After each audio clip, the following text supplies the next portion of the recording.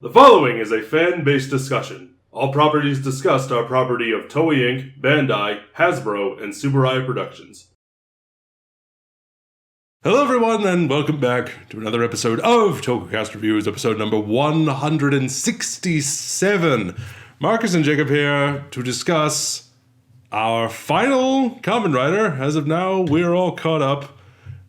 Between the two of us, this is it. Kamen Rider Super-1. Although Jacob will be watching Kuga at some point. I will be watching Kuga at some point. Wait for him to watch Kuga. I'm so excited for you to watch Kuga. I may or may not just surprise you one day and say, hey, guess what I watched? Yay! And then we can have a reverse Godzilla Minus One situation. And that'll be great. But anywho, Kamen Rider Super-1. Yeah. It feels a little weird to close out all the past Kamen Rider shows on this one. Yeah, it just feels weird to sort of like close it, like just straight up Kamen Rider as a whole for us until Gotchard is finished, because we will be reviewing that once it is done. Hopefully that can improve from what we saw, but Super-1. I wish this could improve from what we saw with Sky Rider, because it didn't. I think it did. It had a much more promising beginning. I'll give it that. The beginning of the show was a lot more. We didn't even talk about the opening. The opening's fine. Yeah, it's fine. It has Super-1, which we've referenced multiple times over the years. So yeah, it's fine. The beginning of this show was a lot more promising than what the rest of the show was. Kamen Rider Super-1, I would describe as like a show that I watched with my eyes. That is an objective fact. I would also describe it as passable at the best of times. I don't think I would think I'm more than anything. I was sadly just bored with so much of this show. Yeah, I can understand that. Into a lot of the issues with that early Showa, Rider and Sentai for that matter. In some cases, they're just like, oh, this happens. But no. It's every week is we have our villains. We send a monster out. Monster causes chaos. Rider stops chaos, status quo is restored. And it's weird, because there could have been no status quo with this. You could have had the one that killed basically his father figure at the beginning of the show last for a while. But they kill him like an episode later. Yeah. And I'm saying, like, that would have, just given us a little bit of something to look forward to each week. How will he defeat him this time? No, that could have been a little bit tired, but I guess that's why they ended up changing the villain group halfway through this show. Compared to some of the more positive experiences we've had with show era toku, such as Denziman, for example, I think one of the things that really sets apart shows like Super-1, Sky Rider versus shows like Denziman, it's the quality of the characters. Yes. And, the script, of course, script, acting, directing, of course that all plays a big part of it. Action is a part of it too, because toku is inherently an action-focused medium. Unless your name is King. Unless your name looking is King. forward to that. I'm looking forward to that.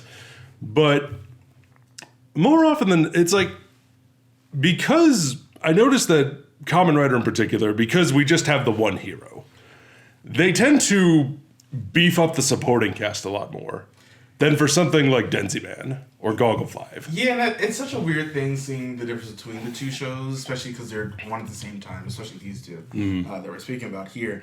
It's the fact that because it's just like the core 5 of Denziman, it's like, oh, you can really spread the episodes out over the characters themselves.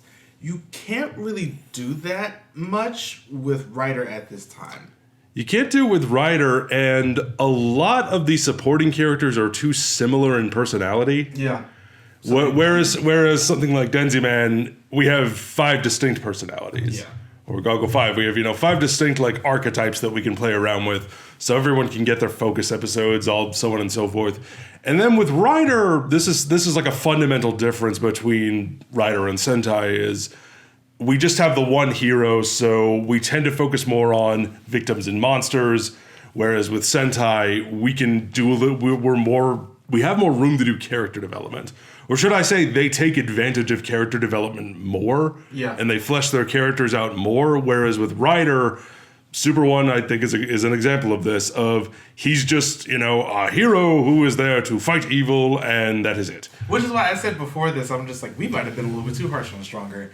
Because... And I said, I disagree. I think Stronger at least had something a little bit more going for it. The whole thing with the female not rider that they had in the show, Tackle, and then... I was going to say, what was her name again? Something Ningen Tackle. Yeah.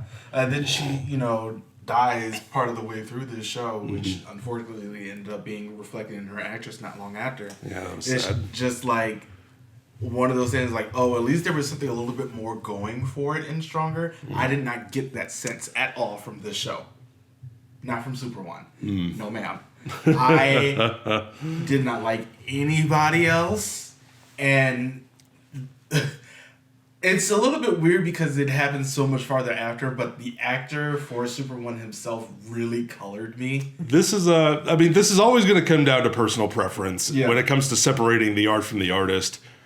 But as you told me last week when we were recording, and I looked into this as well, beginning in like the early 2000s, I think it was, he made an impassioned plea to fans saying that the Yakuza, like all of them, just the Yakuza, just all of the Yakuza, they showed up at his house. It was just Kazuma Kiryu. I was gonna say it now. The Dragon of Dojima knocked on his door and said, "We need the Super-1 belt. It's for the children." And he said anything for the children, but then he never got it back. And he was basically like, he said the Yakuza has stolen the original Super-1 belt. And they're extorting me for it. I need money to get it back. And several passionate fans of Super-1 responded and sent him money. And this continued for years. I think this continued, until 2013 is what it said. Yeah.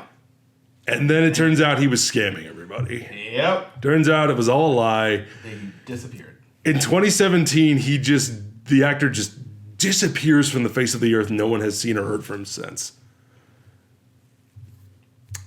And again, all comes down to personal preference, separating the art from the artist. But I know you told me, yeah.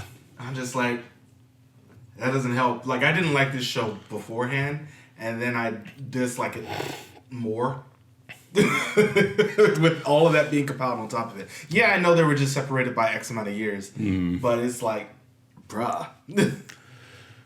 I will say Super-1 as not as a character, but as a writer, I think they do some interesting things with him. Yeah, the whole hand swapping thing where he has like his main gimmick is he has different hands that he can switch out with different like elemental abilities like electricity or thermal, whatnot. They did it in the Batroid War games. It was pretty fun to play there too.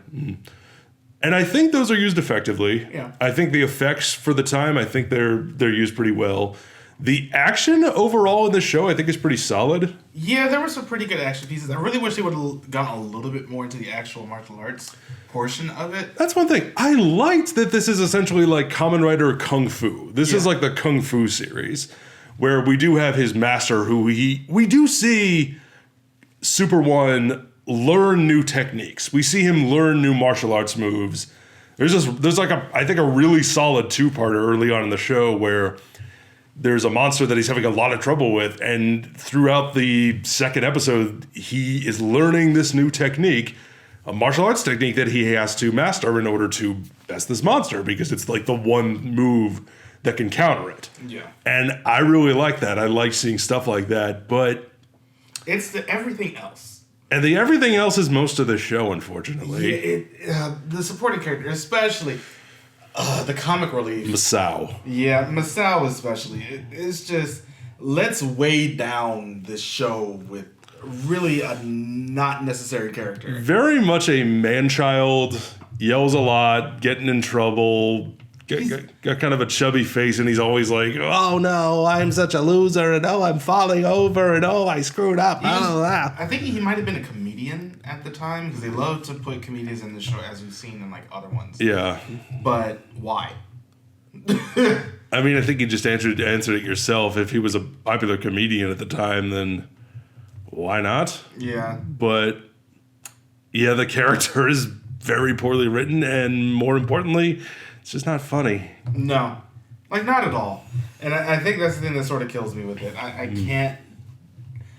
It's really hard to watch things like this with characters like this because it's a cultural thing. It's a 40-year time span thing. Comedy... Comedy is like anything. I mean, it changes with the times, sensibilities change, that sort of thing. Yeah, but I think the culture sort of ends up being a little bit more of a barrier in this case when it ends up coming to comedy. Although you end up having something like Denziman, and I've laughed at that show so much. Kenji Oba can do no wrong. So, I mean, some things are just, pretty standard. But I think a little bit with the culture ends up shining through with how the comedy is presented in some cases. And I think this character is an example of that. And man, it doesn't work. He just ends up becoming more annoying. He's loud, he's whiny, he dresses kind of childish. So it kind of has like a man-child thing going on, but he's an adult, but he's always like screwing up, and he always has to be he's always like damseled, like Kamen Rider seems to always have to save him, or he's always getting in some kind of trouble. Or the permanent dunce cap. And it's a shtick that gets old really quick. Yeah, about 2 episodes after he gets introduced. I think he was sort of one of my biggest problems with this show, and it felt like it could never move forward. Even after the new set of villains came in, which basically just ended up being Shocker, but again, he just didn't do it.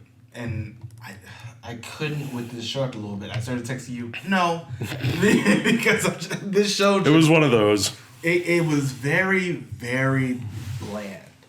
Like, I love the action can be good all you want, but you also need a little bit more substance. As John Campea has said, action without narrative purpose is just visual noise. Yeah.